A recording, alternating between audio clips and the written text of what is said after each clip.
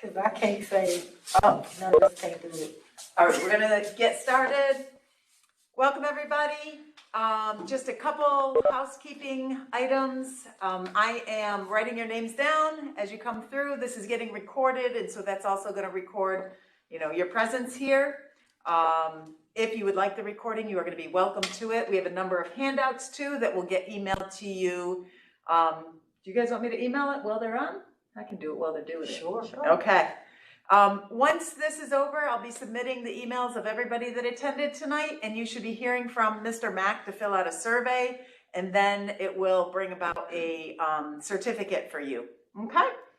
If you have any of those kind of housekeeping issues, I can help you out. Otherwise, I'm going to hand it over to Ms. Watson and Ms. Bowser.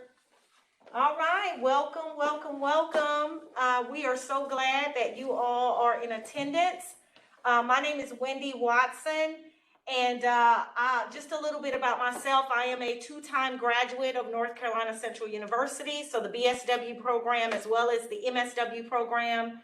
I am a licensed clinical addiction specialist, as well as a licensed clinical social worker associate level.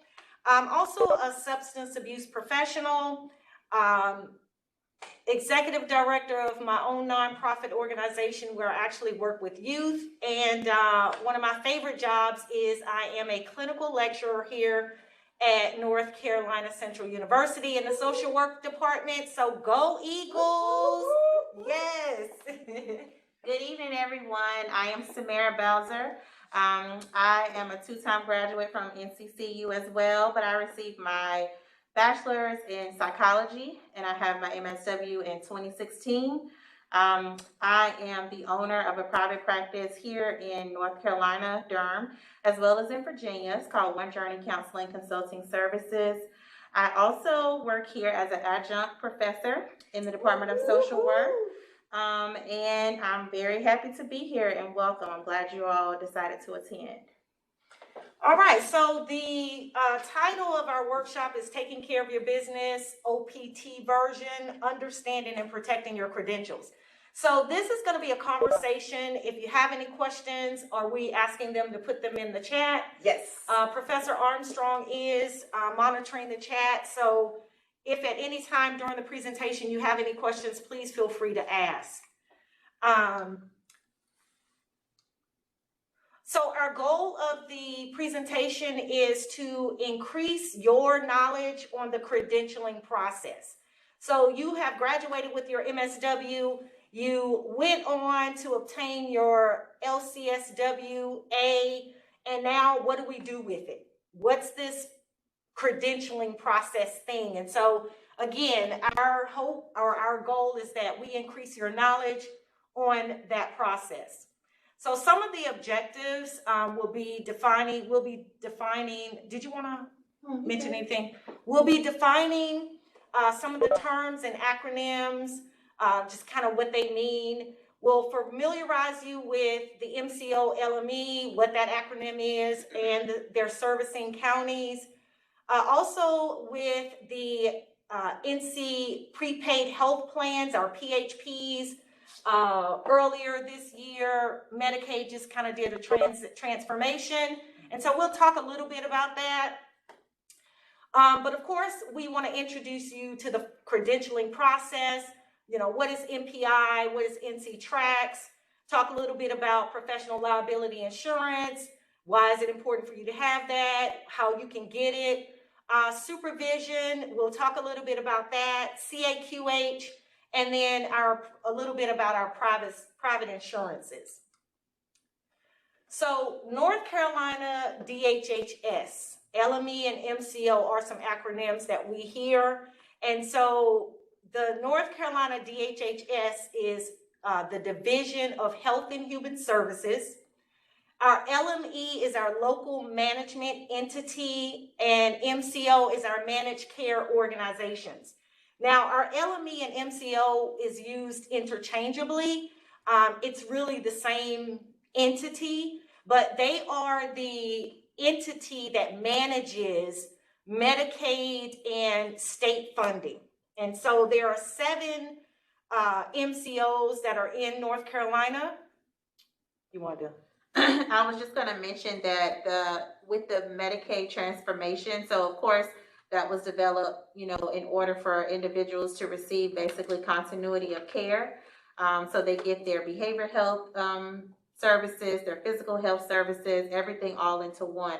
So even though private insurances are managing, that sector within the MCOs, they are still managing the enhanced services. So some of them would be intensive in-home, community support team, PSR, things of that nature. So they still have a big role in Medicaid funded services.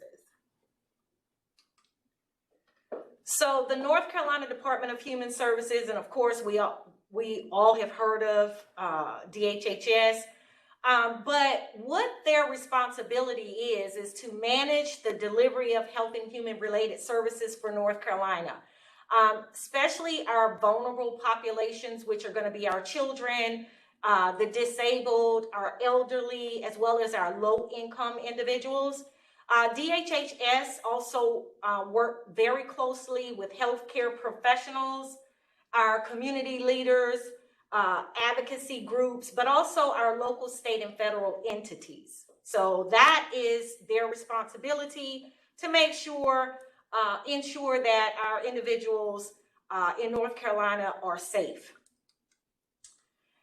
So the LME and MCO, they actually work very closely with DHHS to manage publicly funded behavioral health care for the counties that they serve. So their responsibility is to manage services that are targeted to people who are covered by Medicaid, or if those individuals are uninsured.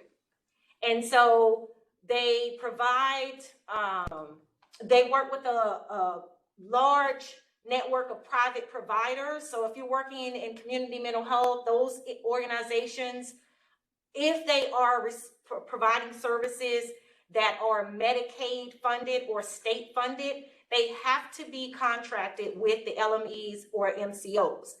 And those services are mental illness, substance use disorders, and IDD, or intellectual developmental disabilities. You wanted to mention anything? So as I mentioned, there are 7 MCOs throughout North Carolina. You have Via Health, and they're actually in Asheville, and they serve your counties such as Alexander, Cherokee, Macon, McDowell. So these are the counties that they serve. You have Cardinal Innovations. They are in Charlotte. So they serve the Mecklenburg counties, Orange, Rockingham. You have Partners Health Management. They are located in Gastonia, North Carolina. So they serve your Burke, your Cabarrus, Catawba, more rural areas. And of course, you have Alliance Health that serve Cumberland, Durham, Johnston, and Wake County. So if you're working with organizations providing mental health, substance use, or IDD services in those areas, those organizations are contracted through Alliance. You also have Sand Hills, which is in West End, North Carolina. I didn't even know where that was. Me neither. But so of course those are probably more rural areas as well. Anson, Guilford, Harnett, Hoke. You also have Trillium Health Resources, which are located in Greenville, North Carolina, and they have many counties that they serve. You have Eastpointe, which is at Beulaville, North Carolina, and these are some of the counties that they serve. So those were the 7 MCOs, LMEs that are throughout North Carolina that manage the Medicaid and state funding. So the Medicaid transformation, Samara spoke briefly about the prepaid health plans. So the prepaid health plans, when Medicaid did the transformation, July of this year is when it went into effect. These were commercial insurance companies that are now managing Medicaid dollars. So you have your AmeriHealth, your Healthy Blue, which is a part of Blue Cross Blue Shield, your United Healthcare, WellCare, Carolina Complete. So on this slide, we do have a link that will give you more information about all of the prepaid health plans. But again, they are now sharing the responsibility of managing those Medicaid dollars along with the MCOs. Is there anything you want? Does anyone have any questions so far? It's all clear here, Great. unless they want to speak. We're not going to go too much into Medicare, but we wanted to mention Medicare. Did you want to mention? The thing that we wanted to point out about Medicare is that one of the wonderful things about our licensure, LCSWA, we are the only ones who can actually have a contract with Medicare. We could bill Medicare. And so I think the point that we wanted to make sure we mentioned is like whenever you are working for different community agencies or mental health agencies, you want to make sure that you are aware as we move on further to like your NPI, things of that nature, that you shouldn't hand your information out so that an individual can basically have a contract or be able to bill Medicare. And we know that Medicare is basically for seniors, elderly over 65 and up, or for younger persons who receive SSDI funds. And so the other thing where it says Medicare is primary, we won't get too much into that. Once you start working in the field, you will learn individuals can also have Medicaid and Medicare. And if that's the case, Medicare is then primary for your outpatient therapy or psychiatric services. So your first step of the credentialing process, the first thing that you have to do is obtain a NPI number. And so what is an NPI number? So the acronym stands for National Provider Identifier. So the National Provider Identifier is a Health Insurance Portability and Accountability Act. It is a 10-digit number, and the NPI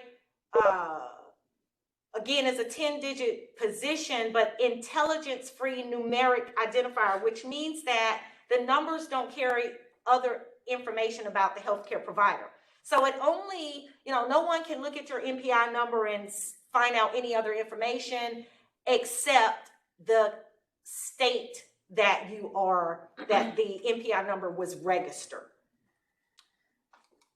So the NPI Initiative was in July of 1993. So prior to July of 1993, there wasn't an NPI number, right? We didn't have to have or register an NPI number.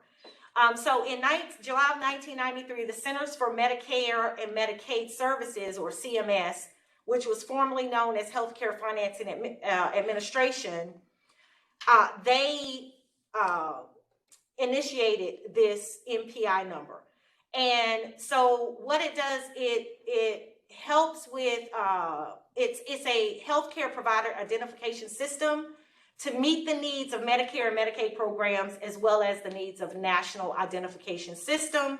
And so prior to this initiation of the NPI, the existing identifier did not meet the criteria for national standards.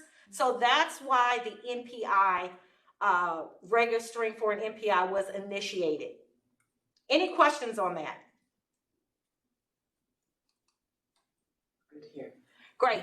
So once you get your NPI number, now, and this is how you would create your NPI number. And again, this is the first thing as a licensed clinician that you would have to do. So in creating it, you would have to go to the National Plan and Provider Enumeration System. We provided a link here for you to do that.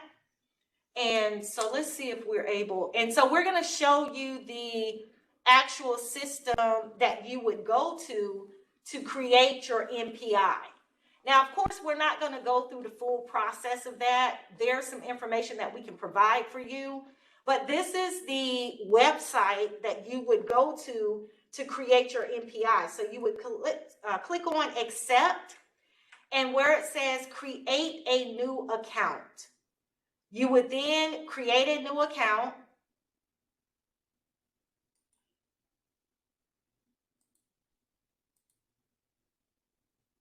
and you would go through the process of creating your NPI. So again, what we will do is provide you with the information on actually how you would go through that process. And Professor Armstrong will get that out to you. It's already out to you. I have a question. Do you have to be licensed before you can get an NPI number? Yes. Yes. Okay. Okay, so any questions? Oh, now if I hit close all, that's only gonna close. Okay, great. Okay, so great question. Do you have to be licensed? Yes, you have to be licensed before getting an NPI number, because once you register, it's gonna ask for that information. Now, once you get your NPI, and it doesn't take, how long did it take you to get? I think within 24 Yeah, it hours. was 24 hours. Yeah, within 24 hours, you actually receive your NPI number. So it doesn't take long after you register for it. So your second step in the credentialing process is now you have to enroll in NCTRACS. And so NCTRACS is the multi-payer Medicaid management information system for North Carolina and the Department of DHHS. Now, the reason why you have to enroll in NCTRACS is because anyone that is providing services that is funded by Medicaid, that is how their the organizations or the MCOs are actually paid. So this is the payer. So again, if you're working for an organization that is Medicaid funded, you have to be enrolled in NCTRACS. And so this is the link that you would click on, and this is what the website looks like for NCTRACS. And so when you go to enroll, you would click on getting started with NCTRACS. Or right down here where it says getting started with enrollment. You would click on, you would click on enrollment, and here it says you may begin your provider enrollment online application here.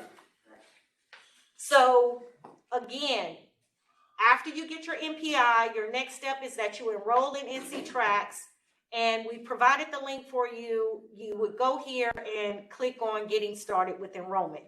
Now, here's the deal. Did you want to say? I was just gonna say, some of you probably have already, or you're getting ready to embark on this process. Some agencies they have like a credentialing specialist that would do this for you, but I want to emphasize it's important for you to really know how to do it, because, you know, if you don't stay with that agency or you move on to doing something on your own, or when it comes to linking and unlinking different agencies, you want to know what that process looks like. So it is very tedious, which is what Wendy's getting ready to walk through, I guess. But I just wanted to point that out, that if an agency offers to do it for you, maybe ask, can you sit in with them, or, you know, just so you can have your own information as it pertains to NCTRACS. I've got two questions too. Oh, Do you want me to ask them, or you want? Yeah, go ahead. Okay. So do you need to be fully licensed or associate licensed? That's for the for either, I guess. It's either way, right? You can be Yeah, you can be associate, yeah. Okay.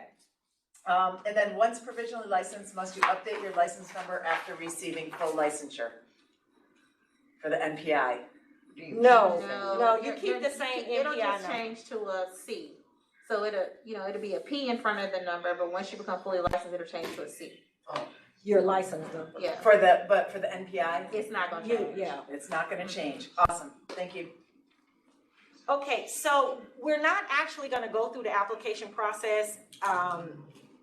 We have sent step-by-step instructions on how to complete your application on NCTRACS.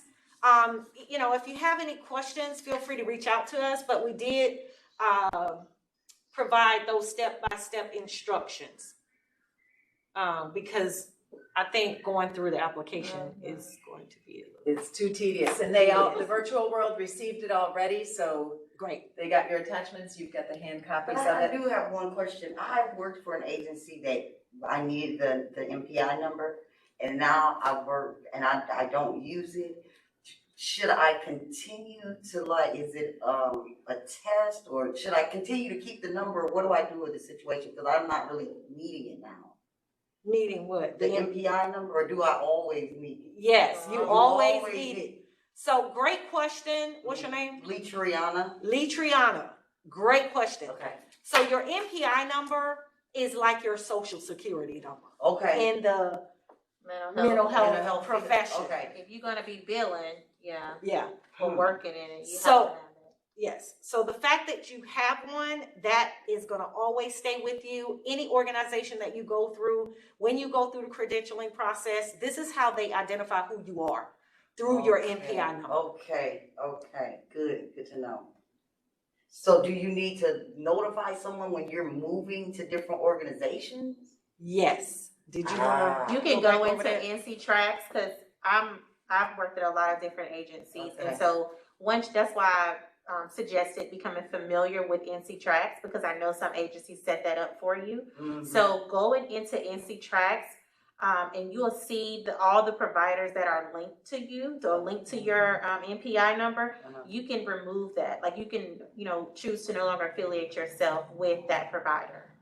Okay. So it's important to do that, because not saying agencies would do that, but you never want someone able to bill, you just because you're still linked, or Yeah, you want that's to very, like you said, remove it's like a yourself. social security number. Mhm. Thank you, Mhm. thank you. And when you are enrolling in NC Tracks, one other important thing that you should know is that you have to be affiliated with an organization in order to complete the application, because it's going to ask you the agency that you're affiliated with. And again, because this is a payer of Medicaid, you again have to associate yourself with an organization. I also want to add that at the end of another thing that's very important is that in the application is going to ask you to that you identify benefit. So you want to make sure that you are choosing Medicaid. I can't say that enough. Yeah, You want that's to true. make sure that you are choosing Medicaid. And at the end of the application, it is also going to ask you to pay. Right now, the cost is $100. So it is a cost for you to complete the application to be enrolled in NC Tracks, and that cost right now is $100. So again, if you don't get anything out of what we're saying about NC Tracks, is one, it's tedious.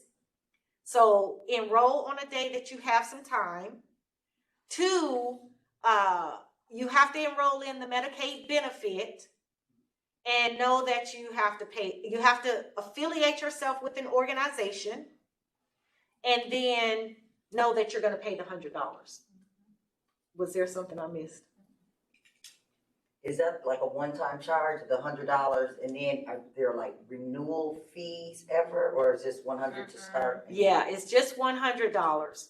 And what they used to do, which, now with COVID, they used to, whatever agency that you affiliated yourself with and you chose the benefit Medicaid, they used to have you also have to go through a training. Like they send you a training that you have to do, because they want to make sure that you are knowledgeable to some degree about Medicaid funding, who to call if there's any fraud that's being done within the organization. So there's an online training that you have to complete within a certain number of days.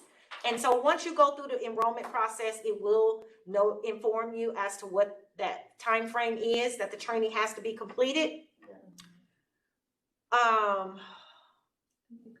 Yeah. So that's it. Any questions on that? It's a beast. Right. Yeah. Okay. Now, here's the deal also. Before you enroll or before you get access to NC Tracks, you have to create an NCID number. Yes. See, I hope I still have mine, because then I have to go in now and remove an agency and. Or you can ask them if they have your login information, or you can just reset it. You should be able to reset it. Okay. Yeah. So we'll show you the NCID website. So again, once you have your NPI number, you got your NPI number, now you want to go in and enroll in NC Tracks. But prior to enrolling in NC Tracks, you have to have an NCID account. And that is you creating a username and a password for NC Tracks, okay? And this is for security reasons that they have you register for your NCID. So the NCID is the Standard Identity Management Service. It allows state, local, business, and citizen users to achieve an elevated degree of security. So again, it is for security purposes. Now, where you would go to register for your NCID number is ncid.nc.gov. I'm not able to click on it. How can I go to Copy and paste it? Well, I have it already copied and pasted. Oh, yeah. Oh, here we go. Okay, so once you click on ncid.nc.gov, it will bring you to this page, and you would just go here to register. And you're registering as an individual. And of course, then you will complete the application process or the registration process for your NCID. Once you complete it, it automatically, or at least within 24 hours, you'll receive your NCID number. Okay, so far, NPI number is the first step. Creating your NPI. Second step really is your NCID, because that's going to give you access to NC Tracks so that you can complete your enrollment in NC Tracks. We together so far? Mm-hmm. Great. Any questions? No questions. No question. No questions. Oh, wait. Is that Well, doing it from current slide? I came for support, just to support you all. Oh, Oh, you did. Yeah, I've already done all this stuff, so I just came to. Wonderful. Well, and if you have anything to add, please do. It's a long process. Right. Yeah. Like, I'm trying to figure Very take somebody long. off. And then with mine, they said that mine took even longer because they said they couldn't verify that I graduated from Central. So they were saying something, they could verify my medical degree, Oh, wow. which I don't have. Right. So they could verify Central. So then I had to wait for Central, and then of course my lovely alma mater. Yes. was having their sweet time, so I had to call Central. And Right. so yeah, it took a long So you can attest that it is a process. Yeah. And so having a little patience with the process is going to be. Yeah, because I think I got the job with the agency in June. I just started seeing people last month. Because you had to wait for all that stuff to clear and everything. Mhm. Yeah. Yeah, so that's going to be one thing important to understand as well, because, you know, in working in the organization that I have been working with for the last 12 years, now I just contract, but I was working in human resources. So I was helping newly licensed clinicians just graduating, getting their license, and they were gung-ho and ready to go to work, but didn't understand that it is a process. And sometimes the process took 6 months in order for them to work. So you want to consider that even when you get your license in hand and you're all excited and you're ready to go change the world, as Central taught us to be change agents. Yes. It may not happen immediately. You have to go through this process. Yes. Okay, so if you are getting pulled right into an outpatient setting, do you have to do NCID and NC Tracks if they don't take Medicaid? No. Okay, so you can skip this process if you're going to an outpatient agency where they accept Blue Cross Blue Shield, United, you know, all those other things. Yes, and so that's certainly what Samara was gonna talk about in Okay. terms of private insurances. And so, yes, great question. No, you do not have to go through this process if you are not planning on working with an organization that receives Medicaid funding, or they don't see uninsured individuals. This Okay. process is only for organizations that their funding source is Medicaid and state funding. Gotcha. Thank you. So do you want to talk about that now or later on? Later. Okay. So your NCID. So step one, you must have an NCID. That's the website, ncid.nc.gov. Identify the office administrator. You are the office administrator. As Samara stated, some organizations, they will complete that process for you, but then when you leave, you don't have that information. So you want to make sure that you are your administrator and you have access to your information. So once you get your NCID, you now register with NCTracks. So we just went to the website and you would click on getting started with enrollment. Again, we have provided the step-by-step instructions on how you complete that application in NCTracks. As mentioned, you have to be affiliated with an organization that is contracted with the LME and the MCO. So your third step. Now, you can do this at any time that you receive your LCSWA.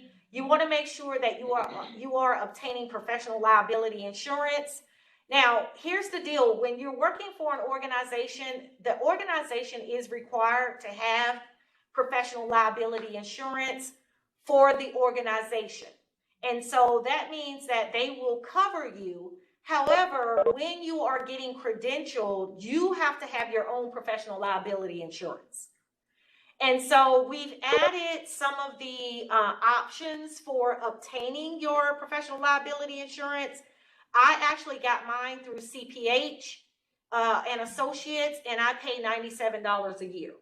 You can also get it through NASW, and we provided a link, which is NASW Assurance, and I think, Samara, that's who you have yours through? Yeah, and if you stay like affiliated with NAS, like if you join as a member and stay a member, I think you get a discount. So I think I pay like maybe $69 or something for the year, but it depends on what type of coverage. So you can add on like social media coverage, like it's a lot of different coverages that you can add on that can make your price increase.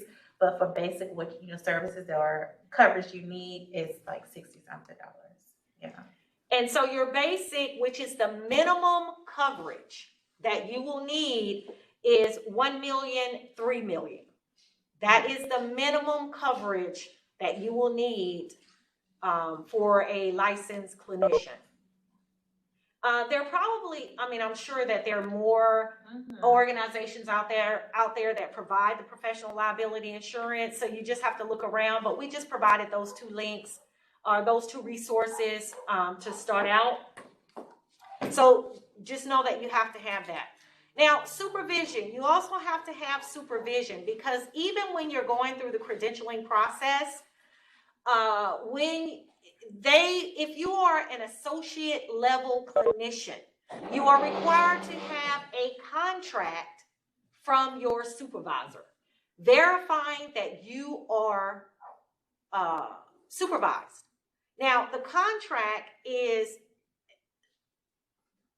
sent to the MCOs. They require it. So once you are credentialed with NCTracks, you have your NPI, you go through NCTracks, you go through CAQH, and we'll talk about that.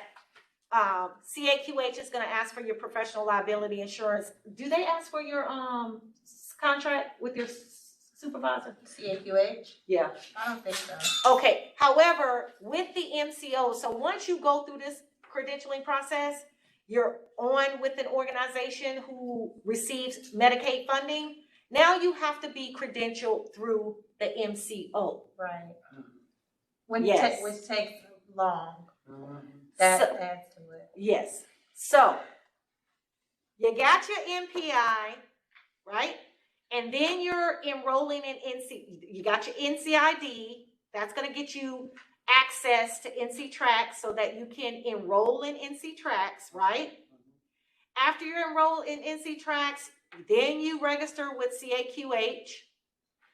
And then the MCO. So you're working for an agency that is receiving Medicaid funding.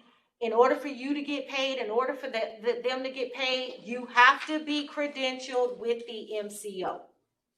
The MCO asks for, along with the application, they require you to submit your contract that you have with your supervisor. Any questions on that? So we all know that we have to be supervised if we are an associate level clinician. So the minimum of 100 hours of supervision from a LCSW with an MSW. So your supervisor has to be an MSW with an LCSW. And they have to have, to be approved through the board to provide clinical supervision. So you may know someone that has those credentials, but if they're not approved through the board, which you can check, then they cannot provide. And I think that in order for them to be a supervisor, they have to have been, it's 2 years post. Yes, right here, 2 years post LCSW. So once they get their full licensure, right? Then 2 years after that, they become eligible to supervise, right? They take a test, they will actually go through a training, they have to take a test to be approved. Is it approval? I didn't think that you had to be approved as a supervisor, that to supervise LPCs, you had to go to that, but for LCSWs. I don't know, well, maybe I know we had to pass the test, so maybe I'm looking at that as approval instead of, I don't know.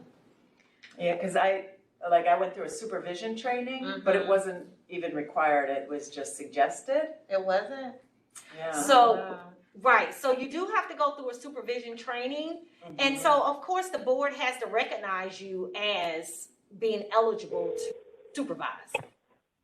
So like I've got a valid license number. Yeah, valid license. Oh, let me do that. Okay.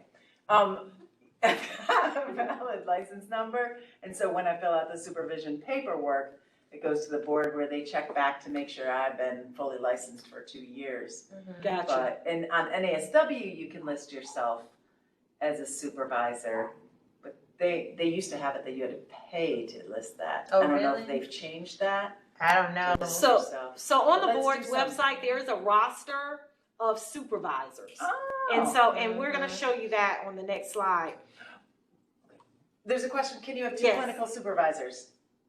You can have as many as you want. Really? I don't know. Yeah, you People can have wanna as many pay as you for it. want.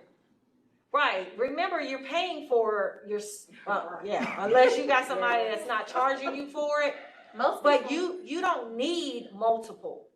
because they're tracking your hours. So most of the time, when you're in a mental health, community mental health agency, you may have an administrative supervisor Yes. who is probably like a clinical director Yeah. who may have their full licensure, and then you have your board clinical supervisor that tracks your hours. But if you want a clinical supervisor, let's say for different types of specialties, I don't know, like if you have a supervisor that specializes in certain things, yes, but you don't have to, because that's more money out of your pocket that you're gonna have to pay. So when you're looking, I think what we want to emphasize here is when you're looking as a associate level clinician, you have to be supervised. And you have to, there is a minimum of 100 hours of supervision. with someone that qualifies, which means that they have an MSW as well as an LCSW fully licensed. And they've been fully licensed for at least 2 years in clinical social work practice. And your supervision has to be on a regular basis, which means that you have at least 1 hour of supervision for every 30 hours of clinical practice. So for every 30 hours that you're out doing outpatient therapy, whatever clinical work that you're doing, you have to have at least 1 hour of supervision. I also want to emphasize, make sure that you're tracking your hours, your supervision hours. You know, your supervisor is required to track them as well, but you want to make sure that you're tracking them also. Yeah. And then it says a maximum of 25 hours may be group supervision. So not only can you have the individual, because as Samara said, at your organization, you may have clinical group supervisions that the clinical director may be conducting. And so that can account for your group hours. Does the board also list group supervision, or, you know, where would you be able to find like group supervision? Your clinical supervisor can offer that. Okay. Yeah, so your clinical supervisor may say, well, for individual, I charge $45. But for group, where they have 5 people that come and meet for an hour, I only charge $25. Yeah, it's cheaper. And the reason I'm asking is because a colleague said that she does group, and I would like to do group because I'm sure you can get more out of it, maybe hearing different situations that people are in, but I just haven't found a group, and her supervisor is now resigning, so. Yeah. So you're fully licensed now, right? No, Oh, okay. I'm finished with the hours, I just, You still have to have supervision. yeah, and I take the exam. Okay. That's my supervisor. So I was, okay. Well, then Laura can, Professor. Well, I don't even need the hours. I'm not doing any more group. No, I was just one hanging No, out. we're done. But I was just thinking for other people, because it's good to have that one-on-one, but I think the experience could be richer for someone in a group setting. I agree. Yeah. I greatly And benefit it's from cheaper. group supervision. My former clinical supervisor, we would have group with her other supervisees once a month. Sometimes twice a month. It just depends. But you do definitely need that individual. But the group sessions, it really helped me kind of see that, for one, I wasn't the only person going through some of the things that other clinicians are going through. And for two, you learn more from other people. And it can help prepare you for the exam, because you can kind of talk about what you're learning on the job versus what you need to know for the exam. Because I think it's just going aside. The exam is the outline. I don't know if people really look at that outline in preparation for the exam. I think we get caught up like with our jobs and things like that. And the exam is testing just specific information. So that you never gonna I know, but see, and that's why I think people can get lost. But and some supervisors, their specialty is not that, the exam. Yeah. So you're just getting your hours and working whatever job you're in and in whatever environment you're in. Yeah. But you really need either to discipline yourself to study for that exam, or have a group. So that group supervision also gives you a network of people to kind of work with, to go on to study with for exam or ask questions about it. And even having a supervisor that, addresses some of the things that are going to be on the exam, those diagnoses, that you're able to sit down with your supervisor and really talk to them about different diagnoses and different theories. And you certainly want to have because they're a licensed clinical social worker. They took the exam. So even 25 years ago. right. But then too, like I said, You should see my facial expression through the man like, but I tell you, that Okay. outline, I'm just telling you, that outline is so important. And I don't know if people, when they're studying, they need to really be aware of the outline and what percentage of things are being tested. Yeah. So even if you're not getting it in supervision, you still have a study tool. It's your responsibility, It yeah. is, It's it your is. responsibility, not your supervisor's. Absolutely. Because they got theirs 25 years ago. Right? The bottom And I line is passed they it got with it. the minimum I needed to.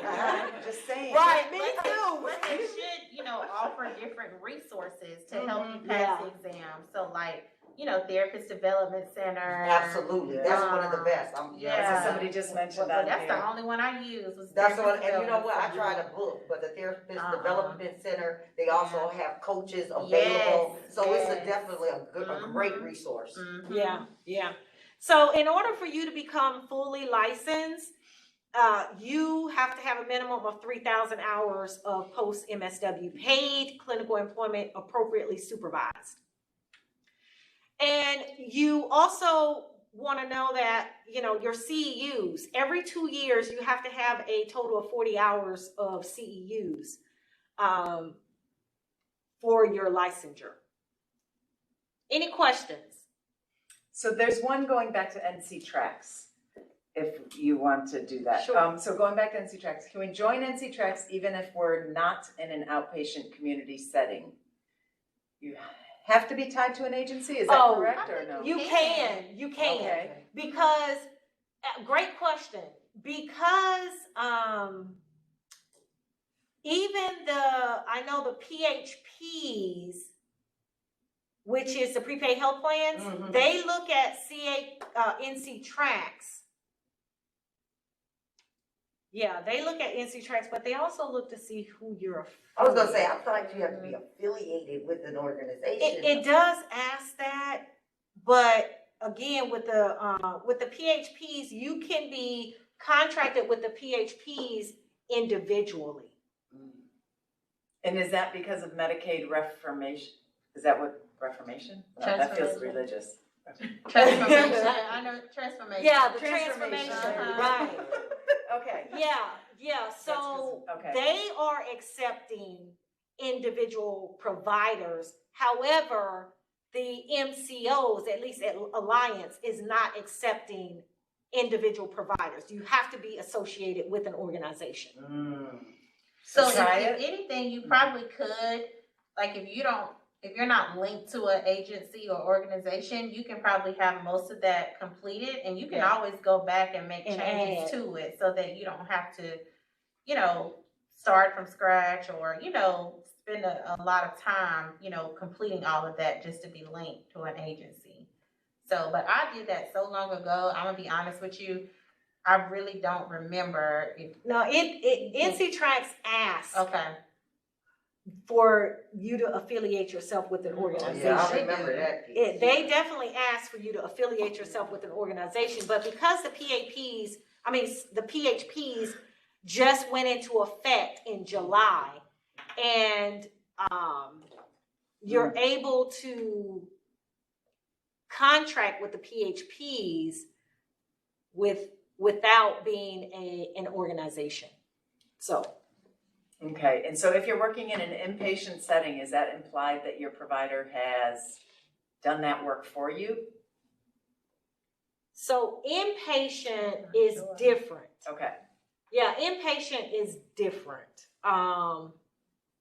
I think they are, I really can't speak too much on inpatient because those are your hospitals. I was gonna say, and they didn't Yeah, ask those are your for my hospitals. They don't number. really ask They didn't for, ask yeah. for any of that. So I think they are contracted and they're billing based off of their NPI. Okay, that makes sense. Okay. Yeah. Okay. But great questions. All right, so your supervision, you have to have the professional liability insurance as well as your supervision. In order to be credentialed with the LMEs or MCOs, you have to submit a supervision contract. We talked about that. So now your fourth step. So let's just go back, right? What's the first thing you have to do? Anybody? NPI. I make it. That is, NPI. Gotcha. It's at the top of the list, NPI. So now I'm going into instructor mode because that's how I instruct, right? Make sure everybody's understanding. Okay, so first thing is your NPI, and then what? NC track. NCID. NCID. NCID. So technically it is NC Tracks, but in order to get access to NC Tracks, you have to have your NCID. So your NPI, NCID, enrollment in NC Tracks, you want to make sure you have a supervisor, you want to make sure you have professional liability insurance, and now the fourth step is your CAQH enrollment. And when you're doing all of this, make sure you're in a clinical setting. Because I've had a lot of individuals ask about, can they work in CPS and do it, and obtain hours? No. Right. So if you are questioning your work setting or where you want to obtain your clinical hours, I always say speak with who your supervisor could possibly be, or if you don't have one, you can contact the board and they'll let you know whether or not your work setting is approved. But yeah, and most of all of you know, clinical setting, you're dealing with mental health disorders, Substance use, Mhm. IDD. I don't know, Um, I don't know if IDD covers, but I don't know, they'll tell you, the board will tell you. yeah, because those may be behavioral. It could. Yeah. be. If the IDD, the person with IDD have a mental health, I guess. I was gonna say, Oh, 'cause if it's a it's whole still different- like, yeah, Right, billing off of the mental health diagnosis. right. All right, so CAQH, what is it? The Council for Affordable Quality Healthcare. It is a not-for-profit collaborative alliance of the nation's leading health plans and networks.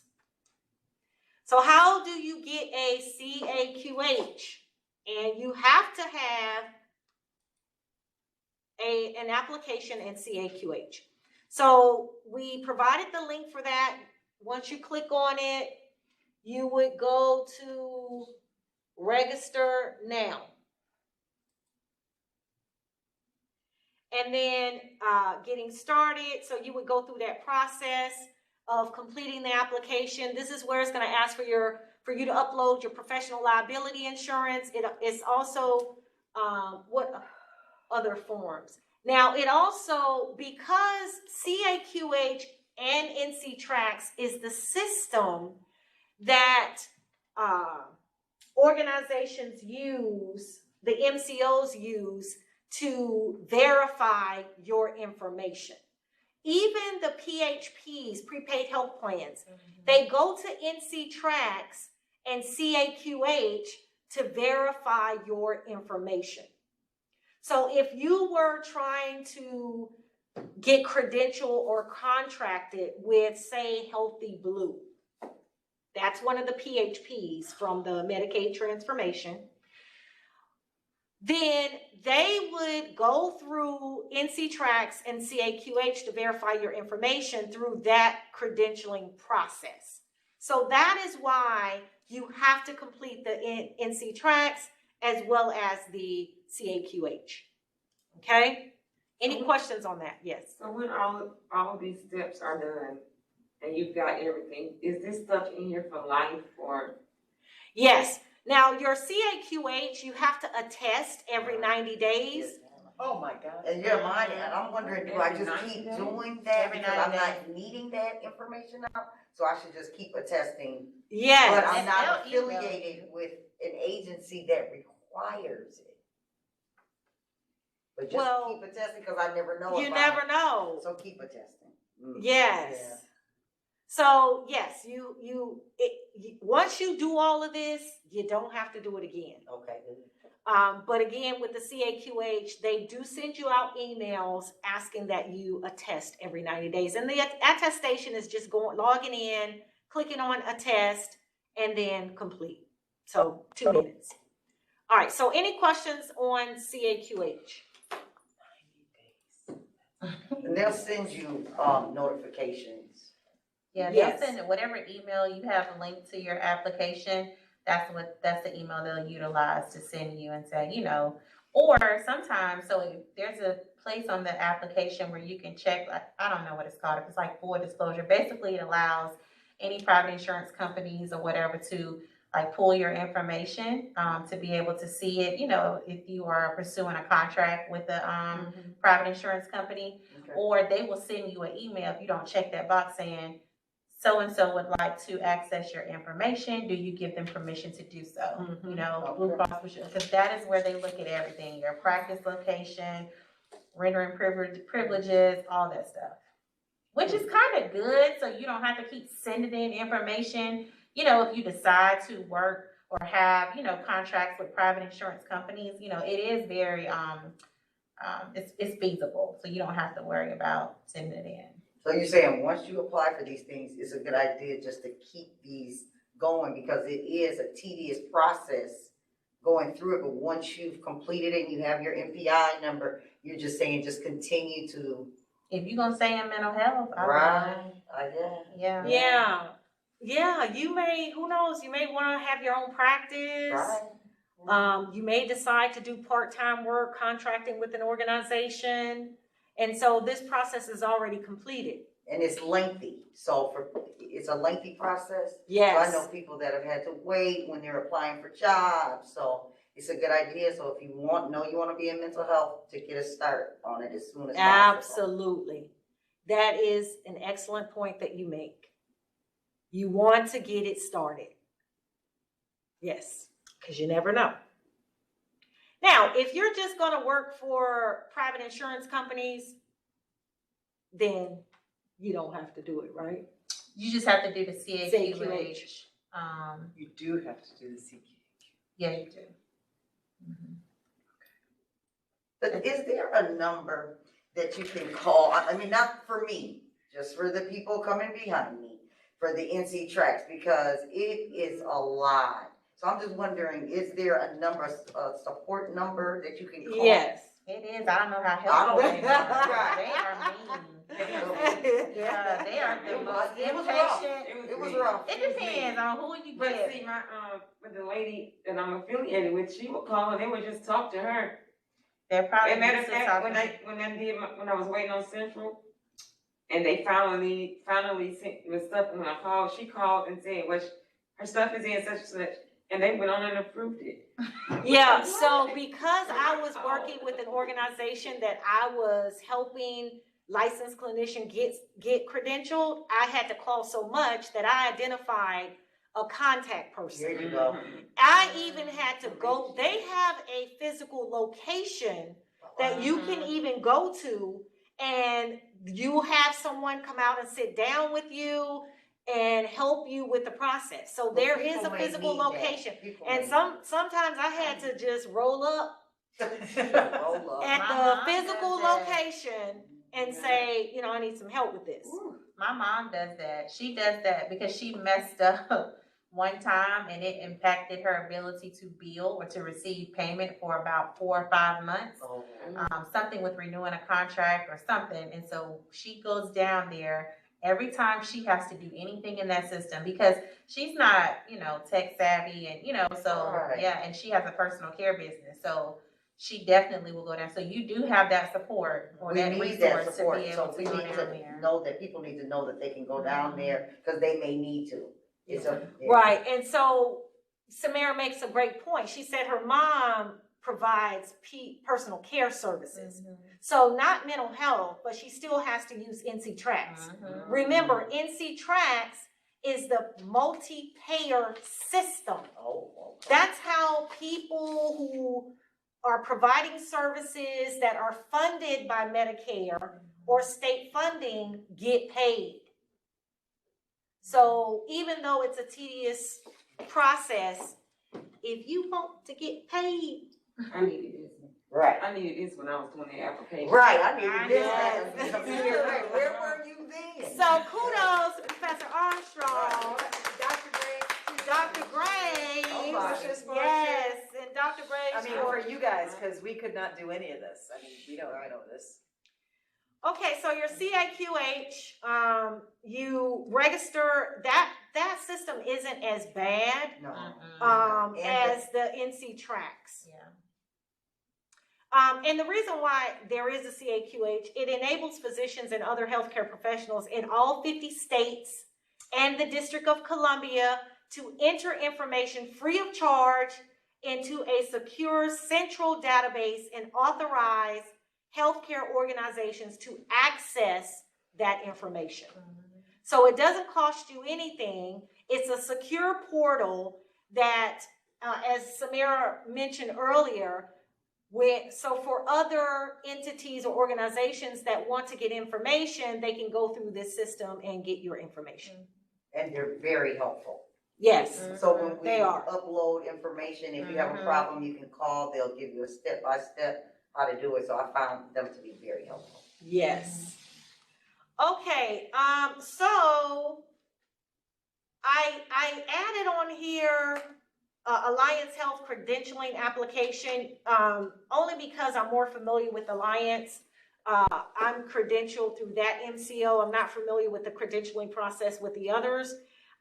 But this link just gives, so if you're in Cumberland, Orange, Johnston, and Wake, Alliance is the MCO. And so here's the link for their website where you can actually obtain or retrieve their application. All right, questions? Is there anything? Oh, no. What we want to do is go back to have Samara just talk about the private insurance and what's that process. Okay. So private insurance, and I'm gonna be brief, it's much easier, okay? You don't have to worry about all those, all that scrutiny with Medicaid and Medicare. But I will say, for right now, I think Blue Cross Blue Shield, they are providing contracts to provisionally licensed individuals. But you have to have a practice location. So it can't just be telehealth, because I know some people are asking about that. They may have changed that. So if you all have found out some different information, you can correct me if I'm wrong. But so No, that's true. It's true. Because Okay. I'm credentialing with them Okay, in my good. organization. They ask for the tax ID number for the organization. So they do ask for that information. Right. So it can't be, you know, and then if you are provisionally licensed and you're seeking a contract with a private insurance company, you have to get approval from the board to be able to practice independently, right? Okay, yeah. But the CAQH is very important. When I went through the application process, I left it kind of open. I checked that box so that individuals could pull it. So it was less stress with me that I was having to send in information or provide this approval or this authorization. I think that was the main thing I wanted to mention about the private insurance, of the ones that you can affiliate or obtain a contract with, and how the steps look a little different. So you don't have to worry about an MCO contract or credentialing application. You only have to worry about CAQH, your professional liability insurance, and of course your NPI, and you have to have a tax ID and an actual practice location. And to, so what I had to do is I went on their board. So, I mean, on their website to complete the application. So you have to go on the website, get the application, submit the application. Now, it's a lengthy process with Blue Cross Blue Shield. Yeah, so the application is short, I think. But to get approval and all that, it takes months. Now, Cigna, United Healthcare, Cigna has been bought out by someone else, and I'm not thinking of the name right now, but they're merging with another company. Aetna, I think it's UMR, Magellan, Magellan's kind of Virginia. Yeah, so there's like a short application process, and you would submit it, and then basically they would give you a contract really in like a month or so for the other insurances, private insurance companies that I mentioned. But that would be once you become fully licensed. So that's why a lot of people are moving towards either working for a private practice or owning a private practice, because it's just a little easier. But totally a preference. It's not mandatory, totally up to you. But I just wanted to give you all that information in case you were either thinking about working or obtaining your hours with a private practice provider, or working towards your own private practice. And so you are in North Carolina as well as Virginia. And so what does that process look like between Virginia and North Carolina? As far as becoming licensed, or? Oh, you're licensed in both, but are you you have a private practice In both. Mhm. right, so for Virginia, is it different in credentialing with the, commercial plans, like the Blue Cross Blue Shield? Because Blue Cross Blue Shield of North Carolina, then it's Blue Cross Blue Shield Virginia, so is there a difference? So no, not with Blue Cross Blue Shield, because before I became fully licensed in Virginia, I was able to bill for Blue Cross Blue Shield of California, Virginia, like you get linked in all of that. You're just not practicing in that state. Oh. Mm-hmm. But they don't, and it's still the same. So I'm credentialed with Cigna, so that's across the states as long as you are licensed in the state that you're providing services. Nice. Yeah, so when I did my practice in Virginia, I didn't have to do a separate contract for Cigna. I already had that contract for Cigna. I just had to add a practice location, and I had to add my licensure number for the state of Virginia. Was there reciprocity for Virginia? Were you licensed first in North Carolina? I was licensed first in North Carolina. I did not have to take a test. I only took one test. Yep. But I had to get hours in both states. You had to earn hours, so if you were fully licensed in North Carolina, you would still have to go and Yeah, get. it's not reciprocity. Fully licensed. Okay. Some states are like that. I think South Carolina, you don't have to do that. And I think that's the only one I know for sure. But there are others where they do honor, like your hours. But I had to get the same amount of hours. I had to get a supervisor in that state, all of that. Gotcha. God Yeah, bless but you. with the Right, private right. insurances, it goes across wherever. So you had Well- 3,000 hours in Virginia? I did. Oh, wow. Mm-hmm. Yeah, but you were still able to bill. Yeah, now And what did I worked for an agency in Virginia, so that's how I was able to get my license. Okay.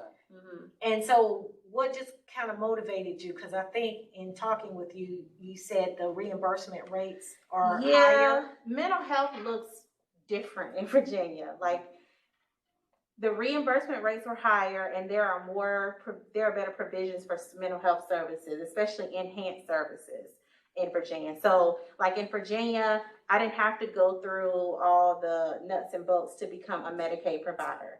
So, and a lot of the providers in Virginia, once you become a Medicaid provider, you can do Medicare, you can do all types of services in there. So it was just a little less, tedious in Virginia. So did you get, so with NC tracks, let me make sure I'm saying this right. Were you does that roll over to Virginia? Nope, I didn't have to do that. That was See, strictly for North see. Carolina. I didn't have to do NC, any. right? Yeah, 'cause I it's linked with a credentialing specialist in Virginia. I think I signed maybe 3 applications with Medicaid and Medicare. I was already enrolled with the private insurances that I needed to have contracts with. I was good to go. Oh, Mm-hmm. So it just looks totally It varies different. from state to state, so that's what you're saying. Yeah. So the things that are universal are NPI and CAQH. Yes. Those are the 2 things that it doesn't matter which state you go to, they Doesn't follow matter. Yep. wow. Good point. Good to, Mm-hmm. great to know. And even with telehealth, so you can do telehealth literally from everywhere, but ethically, Right. you're not supposed to be licensed in North Carolina and your client moved to Georgia and you're Right. still providing services, or you're affiliated in Georgia, or you live in Georgia but you're licensed in North Carolina and you have to practice in the state that you're licensed in. There's been a lot of telehealth issues going on concerning that with people, because nobody would really know, Well, but especially during the if you get pandemic. caught, or if a client makes a report or complaint to the board, best believe your license will be on the line if you are practicing, whether it's telehealth or whether it's in person. And you don't have a license in that state. Okay. So we had a question about supervision again. What is a reasonable price to expect from a supervisor?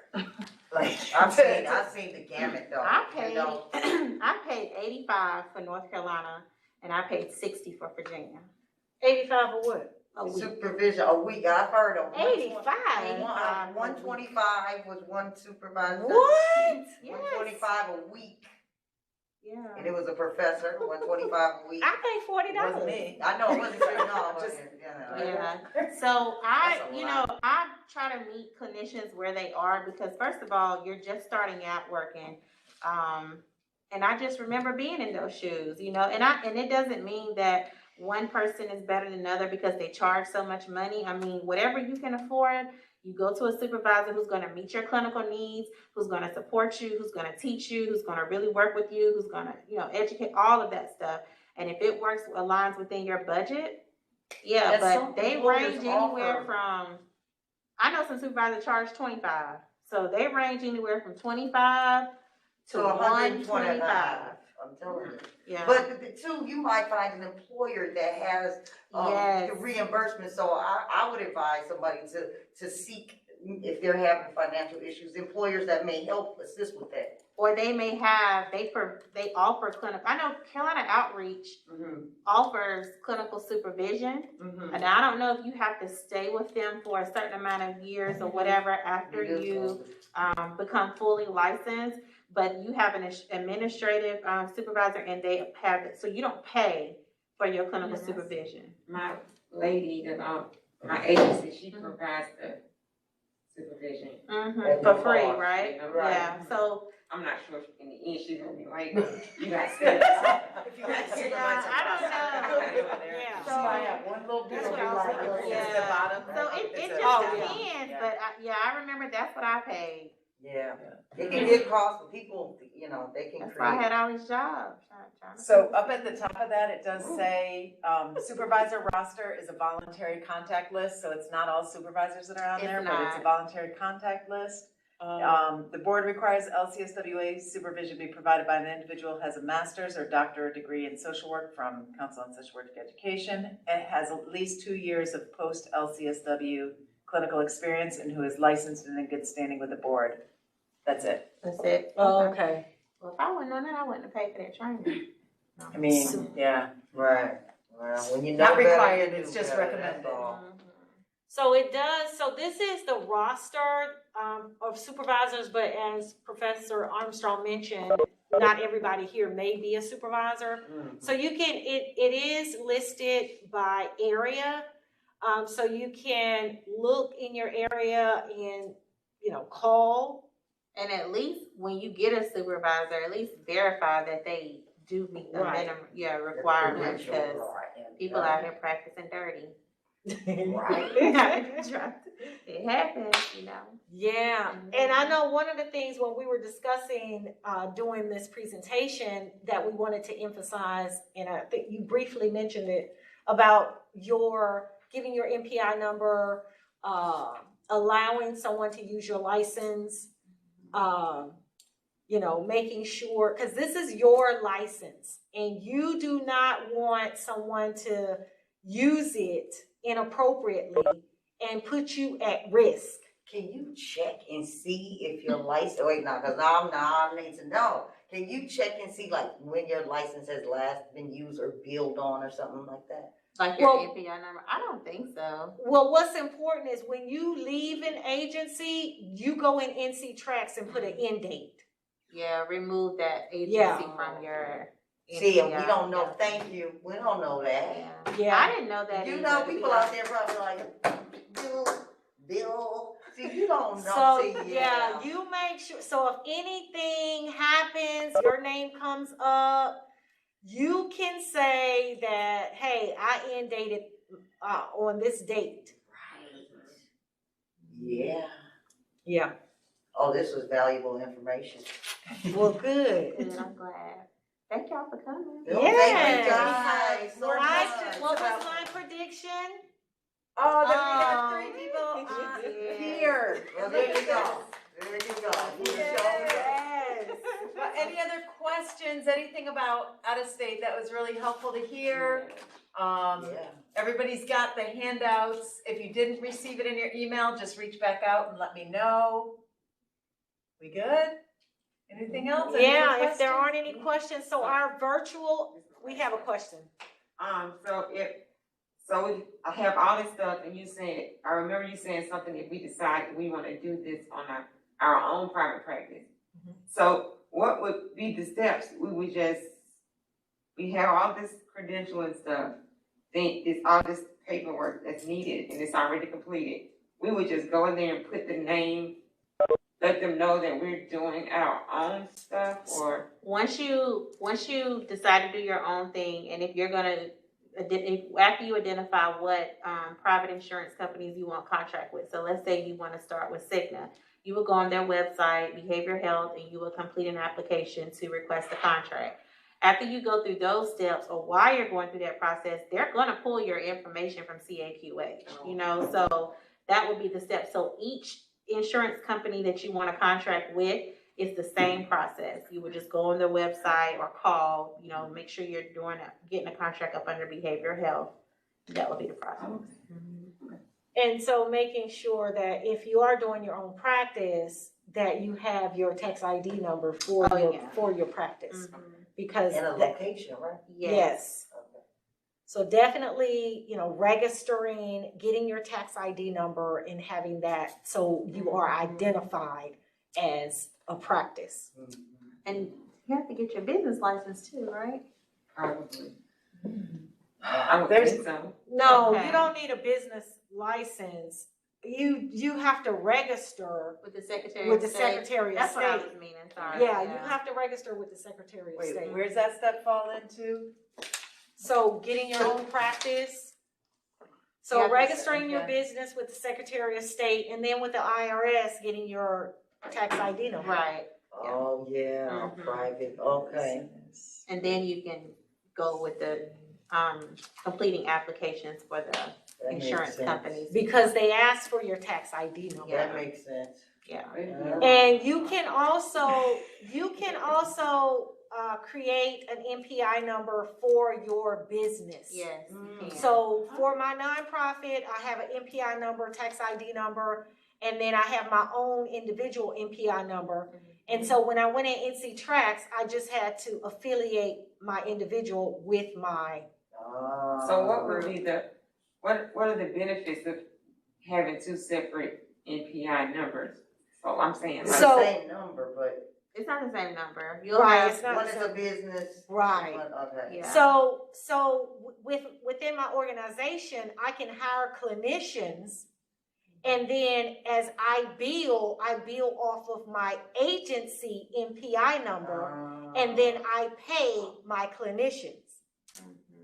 so that would be the benefit. So if you want to have a group practice, Yeah. you would need a group NPI number. Because you don't want everybody building up under your NPI So number. Right. that's what you were saying about a larger organization, they probably have, like like my hospital, they have. Yeah, they Their have own NPI number. Ah, Yeah, yeah. so everybody is billed through that NPI number. Makes sense, Yeah. makes sense. That's the big league.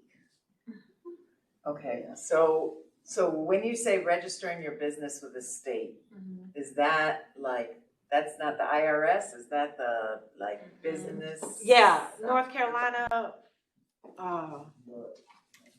Secretary of State. Ah, That's when you register your name, what's your business name. Okay.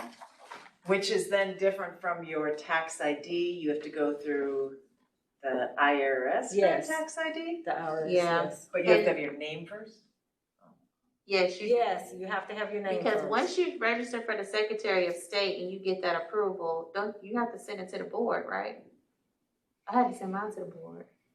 Because you are a PLLC, right? Oh, okay, So mine is my nonprofit. okay. So So I'm if not a you want- PLLC. What's the difference? So, will you wanna share Yeah, that? I don't really know the difference, but Right. I'm gonna be honest. Yeah, I'm that person, if I don't know something, I'll tell you, but I know it stands for professional something corporation. So you could do PLLC or LLC. So if you are providing professional specialty services, I think you have to register it as a PLLC. Yes. Mhm. So people can open a business and it can be an LLC. Right. Yeah. But for specialty services and Oh. LCSWs, they are required with the board Yeah. to register as a PLLC. And I had to send my approval from the Secretary of State to the board. I had to pay $50. And then they sent me an approval saying you can have a private practice. And I was fully licensed. So that's for a You have to be fully specialty, licensed, all right. specialty No, service. so I know some provisional license that they have sent a request. It's more red tape with it, but I know a provisional licensed person where she has her own private practice. That's what somebody was telling you, now you can't get your own business. I'm like, And I'm she accepts, scared, she accepts Blue Cross Blue Shield and self-pay. Is But, she a PLLC? yes, Oh, okay, you said more red tape. yeah, it is, It's you just, know. when she was telling me the steps, I was like, girl, you lost me in the Yeah. beginning. It's It's just- a lot. I You don't try gotta to do tell this, and people you gotta what to get a do, but form it's not from like, This, and yeah. it's a lot. So you And need a most mentor. supervisors, I'm gonna tell Somebody that's you, gonna walk most you. clinical Yeah, it's a supervisors, lot. they're not gonna wanna supervise you, or you're gonna have to pay more, because you have to really have someone to sign off on all your assessments. They're really reviewing a lot of cause you're practicing independently, so you have to demonstrate to the Yeah. board Yeah, I that don't you want have that. a clinical supervisor who is going to do all of this stuff for you, who's gonna back you up 24 hours, all that. So you have to pay a supervisor a little bit more money for that. So it can be done, but it's not recommended. Yeah. There's a lot of provisionally licensed folks though that are the outpatient organizations are trying to suck them up because they don't have enough people. And so Right. there are a lot under group practices, so Okay. then you wouldn't have to do the PLLC, Right, but it's right. still, Right. you know, they're getting sucked up, but they wanna know, we want your NPI number, we want your CAQH, like to have that all on board so that they can come right on in. Okay. Yeah. But Wow. yeah, a lot of our graduates recently have gotten pulled into, Really? and it's nice, but it also feels very scary, right? Cause you don't It have quite the does. experience It's yet. hard. and- You start Yeah, calling out those and they- acronyms and stuff, and you like, And those organizations need people, and LCSWs are hot. yes. You know, we special. Yeah. Yeah. And one of the reasons is because we're generalist practice. I just typed into the chat, we're hot. We are. Yeah. We are. We We can are. supervise, what is it? What's their name? What's their name? LPCs, Yes, they're now licensed clinical mental health counselors. No. Yeah. Licensed clinical mental health counselors, LCMHC, Okay. when they were LPCs. Hot like You can supervise them. You can't. Okay. Like, so a Mhm. provisional, I'm gonna say LPC, they can have, their clinical supervisor can be an LCSW. They have to, of course, go through their whatever requirements to become a supervisor, but yeah, they can, but we can't get supervision from a LPC. We cannot. We Right. cannot. Is it still true too that LPCs cannot bill Medicare, but It's true. LCSWs can? That's true. Yeah. LCSWs That's true. can, Mhm. but LPCs cannot. Nope. And when you go on Indeed, they're always looking for, in the mental health profession, LCSWs. Hot like fire. I got my job from her, through an email, I know that's right. sent her email. No, that's right. Oh, yeah. Can I That's see a it? hard Oh, yeah, job. yeah. Oh, you Really good at that. job. Sending out jobs, Yeah. That's job my job. opportunities. Wow. Turning leave. Oh, yeah? Yeah. Wow. That's good. Yeah. Good. Well, that was it, you guys. She We got got, jumped what, on 9 that. minutes? I That's know good, that. I that's got my good, that's hours. good. I got my hours, yes. So to our virtual attendees, thank you so much. Do you have any other questions? But we so appreciate you participating. We hope we reached our goal, which was to increase your knowledge on the process, the credentialing process. So hopefully we did that.